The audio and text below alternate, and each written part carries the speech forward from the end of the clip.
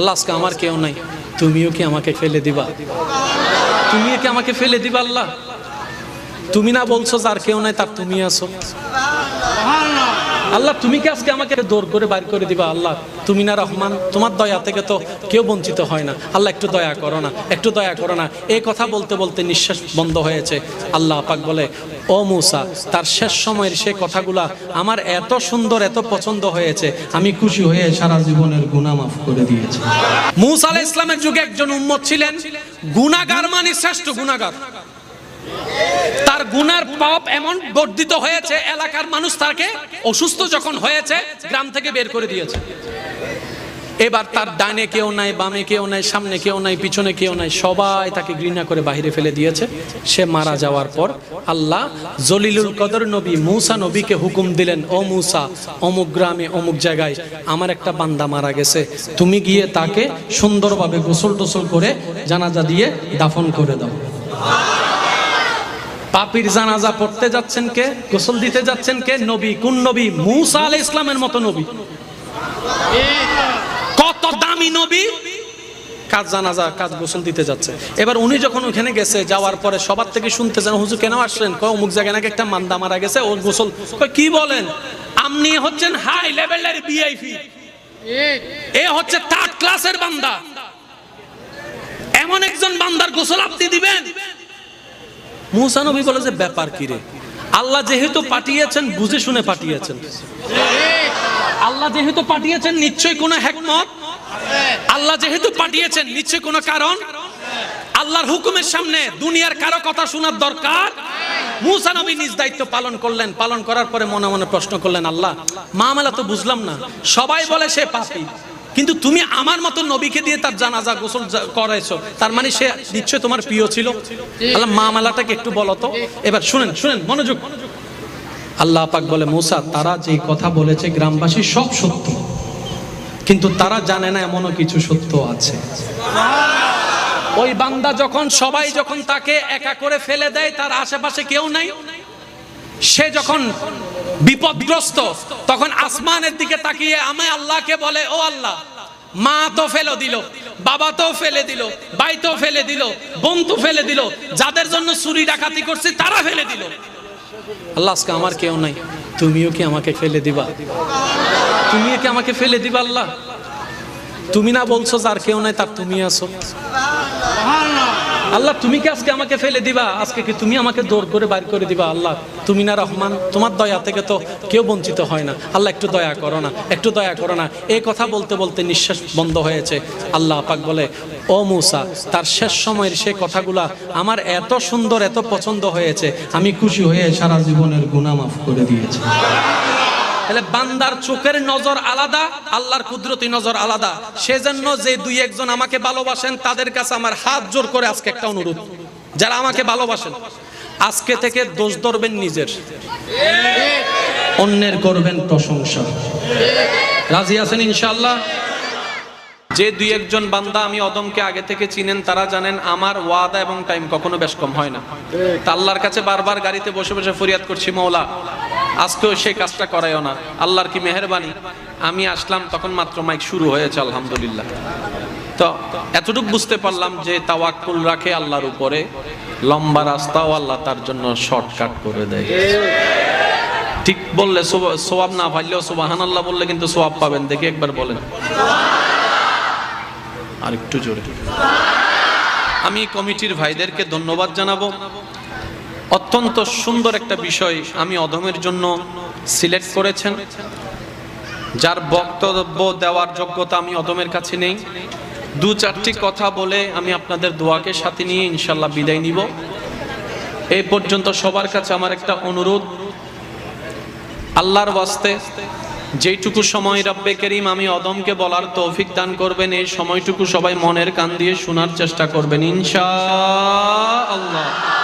আর আমাকে একটু আওয়াজ দিয়ে সহযোগিতা করতে হবে, যাদের কষ্ট না হবে। কে কে পারবেন একটু হাত তুলে দেখান। যারা যারা পারবেন এবার বলেন মারহাবা। আজকের ওয়াইস আমার যদিও একটু একটু মনে পড়ে, গত বছরও হয়তো আমি এখানে এসেছিলাম। তো গত বছরও আমি নিজেও চিল্লাইছি, আপনাদেরকে দিয়েও চিল্লাইছিলাম। এই বছরের ধারাবাহিকতার বেশ কম হবে না, আজকে আমি বলবো 80%, আপনাদের বলতে হবে 20%। রাজি আছেন তো? একদম পিছন পর্যন্ত রাজি আছেন তো? এবার যত উলামায়ে কেরাম এবং আমার দাদা নানার বয়সী যারা আছেন, আমি সবার কাছে দোয়া চাই। সবার দোয়াকে আমি অদম মাথার উপর ছাদ বানিয়ে আমার যুবক ভাইদের ঈমানি শক্তির আওয়াজকে শক্তি বানিয়ে আমি সামনে এগোনোর চেষ্টা করছি। ওয়ামা তৌফিকি ইল্লা বিল্লাহ। আগে একটা জিনিস আমরা সবাই সিদ্ধান্ত নিই, আমরা যে দুনিয়াতে এসেছি আছি, আজীবন কি থাকবো না চলে যেতে হবে? আওয়াজ আমি শুনতে পাইনি। আর থাকবো না চলে যেতে হবে? যেখানে যাব সেখান থেকে ব্যাক গিয়ার দিয়ে আসার কোনো সুযোগ, যেখানে যাব সেখান থেকে রিটার্ন করার কোনো সুযোগ, যেখানে যাব সেখান থেকে আপনার হা হুতাশ কান্না করলো ফিরে আসার কোনো সুযোগ, আর যেখানে যাব সেখান থেকে পিছে আসার সুযোগ নাই, কিন্তু সামনে যাওয়ার রাস্তা আছে। কবর থেকে হাসরে যাবেন, আল্লাহ চাহে তো হাসর থেকে জান্নাতে চলে যাবেন। এবার আমরা আসি সবাই কোথায়? কবরে না মাটি দুনিয়াতে? জোরে বলতে হবে, কোথায় আছি? স্কুল, কলেজ, ভার্সিটি, মাদ্রাসার যত ছাত্র ছাত্রী ভাইয়েরা আছেন, আপনারা গভীর মনোযোগ, কারণ ধর্মের নাম ইসলাম। আপনি বলবেন কলেজের মধ্যে তো ইসলাম নাই, আমি বলবো ইসলামের ভিতর কলেজ আছে। সুবহানাল্লাহ, সুবহানাল্লাহ। আপনি বলবেন ডাক্তারের ভিতর তো ইসলাম নাই, আমি শ্রদ্ধার সাথে বলবো ইসলামের ভিতর ডাক্তারি আছে, ইসলামের ভিতর ইঞ্জিনিয়ারিং আছে, ইসলামের ভিতর গবেষণা আছে, ইসলামের ভিতর ডক্টরেট আছে, ইসলামের মতো ওষুধ আছে, ইসলামের ভিতরে চিকিৎসা আছে, ইসলামের ভিতরে দুনিয়াও আছে, ইসলামের ভিতরে পরকালও আছে। সুবহানাল্লাহ। ইমানদার ভাই, বি কোয়াইট, একদম সাইলেন্ট, মনোযোগ দিয়ে শ্রবণ করার। গরিত সিরিগি কখন লইবে? কে লইবে না? ল যার ভাগ্যত ফরে। একবার বলেন মারহাবা। আর করি শেষ। কষ্ট পাইছেন আপনারা কোনো? আমি একটু পাগল টাইপের মানুষ, পাগলামিটা একটু বেশি করি। চাইও আবার মোকারাম বারে আরে গড়ি দিই বলে হয়ে মেনচলে ফেম নগজ্জু, তারপর আয় বাজি দিই। একবার বলেন মারহাবা, আর একটু জোরে বলেন মারহাবা। তাহলে ইসলামের ভিতর সব কিছু আছে না নাই? এবার ইসলামটা আমাদের জন্য সিলেকশন করেছেন তো করেছেন কে? জোরে বলতে হবে, কে করেছেন? যদি আমরা যা বাছাই করতাম, আমরা যাচাই করতাম, আমরা সিদ্ধান্ত নিতাম, রাইটও হতে পারে, রংও হতে পারে। যদি আমরা সিলেকশন করি, রাইটও হতে পারে, রংও হতে পারে। তো ধর্ম জিনিসটা কি? মনে রাখবেন শিক্ষিত সমাজের বাইরা, ধর্ম কোনো শুধু পালন করার নাম নয়, ধর্ম কোনো ট্রেডিশনের নাম নয়। ধর্ম হচ্ছে এমন একটা সাবজেক্ট যেটা মানবের ভিতরটাও পরিষ্কার করে, বাহিরটাও পরিষ্কার করে, দুনিয়াটাও সুন্দর করে, পরকালকেও সজ্জিত করে দেয়। বলেন না সুবহানাল্লাহ। তাহলে এতগুলা ধর্ম যতগুলা আছে পৃথিবীতে, সব ধর্মের প্রতি আমাদের শ্রদ্ধা এবং সম্মান। কেন? আমাদের নবী রাহমাতুল লিল আলামিন আমাদেরকে শিক্ষা দিয়েছেন, হে আমার উম্মত, নিজের ধর্ম পালন করো, অন্যের ধর্মকে সম্মান করো।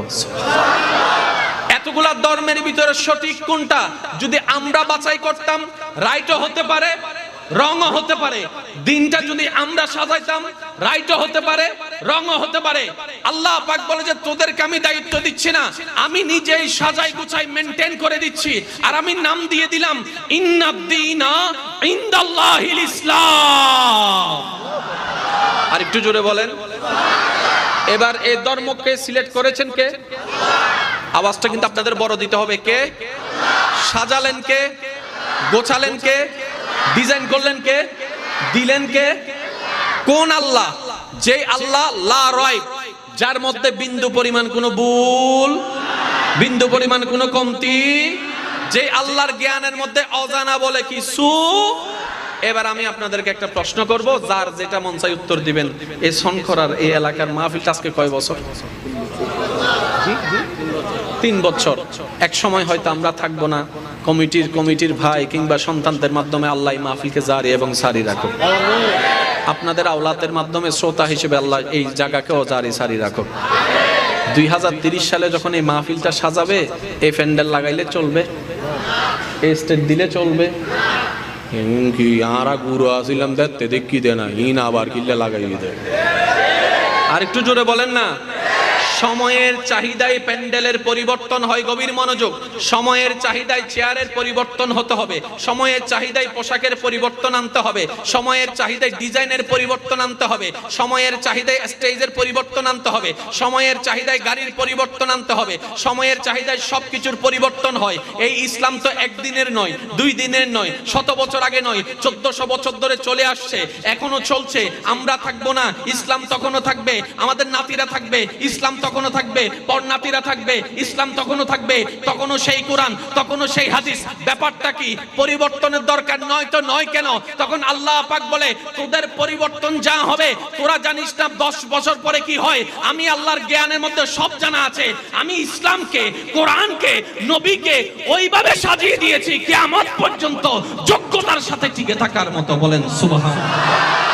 তাহলে সব পরিবর্তন হবে, কোরআনের পরিবর্তনের দরকার। জোরে বলতে হবে, কোরআনের পরিবর্তনের দরকার। কারণ পরিবর্তন তখন হয় যখন চাহিদা পরিপূর্ণ করতে না পারে। কোরআন সর্বাবস্থায় সর্বচাহিদা পূরণ করার ক্ষমতা আল্লাহ তাআলা কোরআনের মধ্যে দান করে দিয়েছেন। চিৎকার দিয়ে বলেন সুবহানাল্লাহ। এবার বলেন ধর্ম বাছাই করছেন কে? জোরে বলতে হবে কে? সাজাইছেন কে? সব কিছু করে দিয়েছেন আল্লাহ। এবার সে ধর্মটা আমাদের কেন দরকার?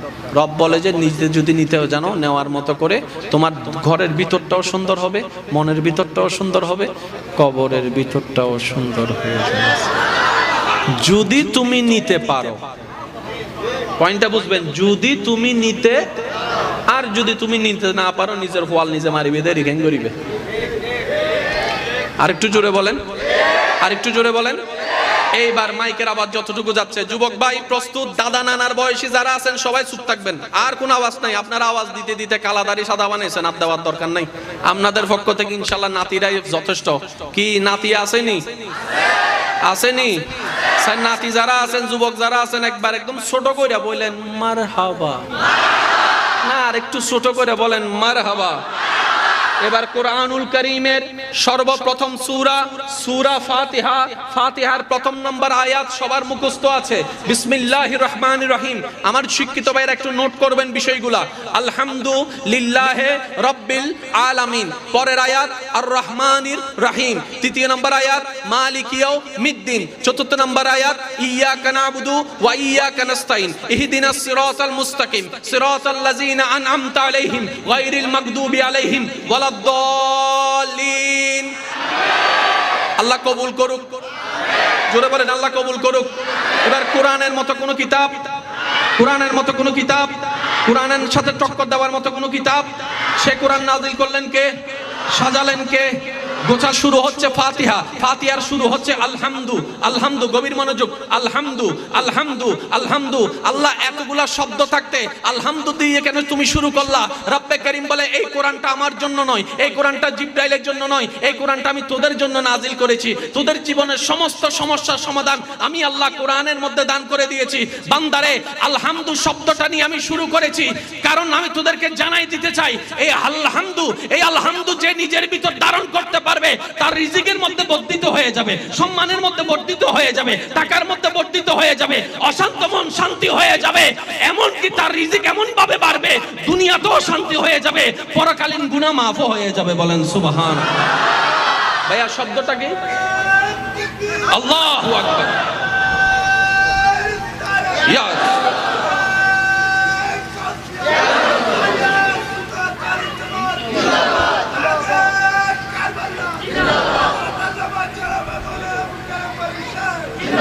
উচ্চ আওয়াজ একবার বলেন মারহাবা।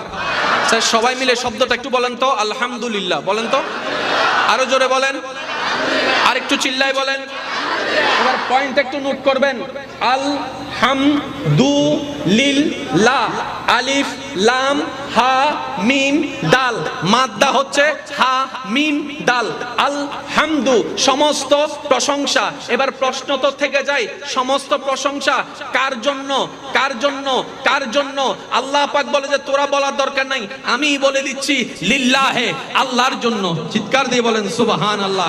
এবার প্রশ্নকারী তো প্রশ্ন করতে পারে, কোরআন যে কত মধুর, কিভাবে আপনাদেরকে বুঝাই আমি ভাই। কোরআনুল কারীম যে কত স্ট্যান্ডার্ড একটা কিতাব। আলহামদু, সমস্ত প্রশংসা কার জন্য? রবে বলে লিল্লাহে, আল্লাহর জন্য। প্রশ্নকারী প্রশ্ন করে আল্লাহটাকে, আল্লাহটাকে? আল্লাহই উত্তর দিচ্ছে রব্বিল আলামিন। এবার আপনি মিলান, সমস্ত প্রশংসা আপনি আমাকে বলেন কার জন্য? আমি প্রশ্ন করে আপনার উত্তর দেবেন, সমস্ত প্রশংসা কার জন্য?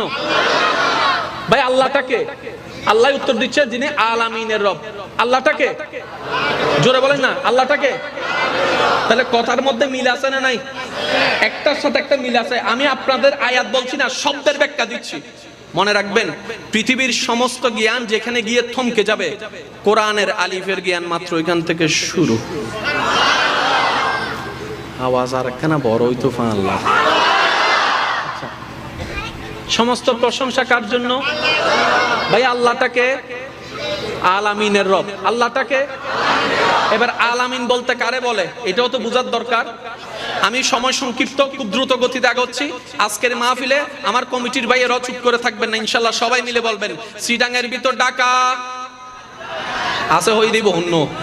সিডাঙের ভিতর ঢাকা, ঢাকার ভিতরে বরিশাল, বরিশালের ভিতর সিলেট, সিলেটের ভিতর খুলনা, খুলনার ভিতরে রাজশাহী, রাজশাহীর ভিতরে ঢাকা, বাংলাদেশের ভিতর খুলনা, বাংলাদেশের ভিতর খুলনা, বাংলাদেশের ভিতর রাজশাহী, বাংলাদেশের ভিতর সিলেট, বাংলাদেশের ভিতর কলকাতা, ইন্ডিয়ার ভিতর কলকাতা, ইন্ডিয়ার ভিতর ইন্ডিয়া, আপনার ইন্ডিয়ার ভিতর মুম্বাই, ইন্ডিয়ার ভিতর মাদ্রাস, ইন্ডিয়ার ভিতর করাচি, ইন্ডিয়ার ভিতর করাচি, পাকিস্তানের ভিতর করাচি, পাকিস্তানের ভিতর দুবাই, পাকিস্তানের ভিতর দুবাই, অস্ট্রেলিয়ার ভিতরে পাকিস্তান। তাহলে আপনি দেখেন একটার ভিতরে একটা নাই, একটার ভিতরে একটা নাই। সিডাঙের ভিতর ঢাকা নাই, ঢাকার ভিতরে আপনার রাজশাহী নাই। কিন্তু আপনি যখন বলবেন বাংলাদেশ, এই বাংলাদেশের ভিতরে সিডাং আছে, ঢাকা আছে, রাজশাহী আছে, খুলনা আছে, এই আছে সেই আছে। যখন ইন্ডিয়া বলবেন মুম্বাই আছে, কলকাতা আছে, মাদ্রাস আছে, এই আছে সেই আছে। যখন আপনি বলবেন আমেরিকা, তখন এটার ভিতরে ওয়াশিংটন আছে, এটা আছে সেটা আছে, ওইটা আছে ওইটা আছে। কিন্তু আপনি যখন বলবেন পৃথিবী, আপনি যখন বলবেন পৃথিবী, এখানে ভিতর সিডাংও আছে, দুবাইও আছে। জোরে জোরে জোরে জোরে জোরে এবার বলেন পৃথিবীর ভিতরে অস্ট্রেলিয়া আছে না নাই? পৃথিবীর ভিতরে আমেরিকা আছে না নাই? আওয়াজ যদি ছোট হয় আমি কিন্তু মামলা করি ডাইরেক্ট। জোরে জোরে হন। পৃথিবীর ভিতরে অস্ট্রেলিয়া আছে না নাই? আমেরিকা আছে না নাই? লন্ডন আছে না নাই? আফ্রিকা আছে না নাই? আসমান আছে না নাই? আসমান, আসমান, আসমানের ভিতর জমিন। জোরে বলেন আসমানের ভিতর জমিন, আসমানের ভিতর জমিন, জমিনের ভিতর আসমান। একটার মধ্যে একটা নাই। আলামিন কাকে বলে? আলামিন এমন একটা ঘর, গভীর মনোযোগ। আলামিন এমন একটা ঘর যে ঘরের ভিতরে সিডাং আছে, ঢাকা আছে, বরিশাল আছে, খুলনা আছে, রাজশাহী আছে, বাংলাদেশ আছে, ইন্ডিয়া আছে। জোরে জোরে বলতে হবে সুবহানাল্লাহ। ইন্ডিয়া আছে, পাকিস্তান আছে, দুবাই আছে, অস্ট্রেলিয়া আছে, আমেরিকা আছে, অস্ট্রেলিয়া আছে, আমেরিকা আছে, আফ্রিকা আছে, দুবাই আছে, আপনার কুয়েত আছে, আপনার লন্ডন আছে, ইংল্যান্ড আছে, এই আছে সে আছে, প্রশান্ত মহাসাগর আছে, আটলান্টিক মহাসাগর আছে, যমুনা আছে, পদ্মা আছে, জমিন আছে। জোরে জোরে বলেন না রে ভাই সুবহানাল্লাহ। আলামিন এমন একটা ঘর যে ঘরের ভিতরে প্রথম আসমান আছে, দ্বিতীয় আসমান আছে, তৃতীয় আসমান আছে, চতুর্থ আসমান আছে, পঞ্চম আসমান আছে, ষষ্ঠ আসমান আছে, সপ্তম আসমান আছে, জান্নাত আছে, জাহান্নাম আছে, আরশ আছে, কুরসি আছে, লৌহ আছে, জানা আছে, অজানা আছে। সব যেই ঘরের ভিতরে, ওই ঘরের নাম আলামিন। আর আল্লাহ হচ্ছে রব্বুল আলামিন। রব বলে ওই আলামিনের রব পালন করতে আমি রব্বুল আলামিন। সুবহানাল্লাহ।